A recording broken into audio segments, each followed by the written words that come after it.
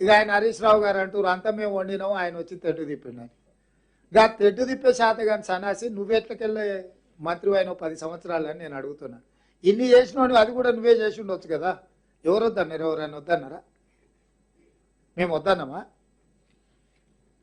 కోర్టుల పరిధిలో ఉన్న విషయాలను పరిష్కరించకుండా వాటిని ఇంకా కాంప్లికేట్ చేసి మీరు ఏ ఒక్కరోజు కూడా ఈ పిల్లలకు ఉద్యోగాలు ఇవ్వాలని ఆలోచన చేసి ఉంటే అవి ఎప్పుడో పరిష్కారం అయ్యేటివి. వాళ్ళకి ఇవ్వాల్సిన అవసరం ఉందా? వాళ్ళకి ఇవ్వకపోతే ఏమవుతుంది? ఏం చేస్తారు వాళ్ళు? నిర్లక్ష్య ధోరణితో మీరు ఎక్కడికక్కడ గాలికి వదిలేస్తే ఒక్కొక్క శాఖ స్టాఫ్ నర్సులను 6,956 నియామకాలు చేపట్టిన. పోలీసు, ఫైర్ అండ్ ఎక్సైజ్ డిపార్ట్మెంట్లలో దాదాపుగా 15,000 ఉద్యోగ నియామకాలు చేపట్టినాం.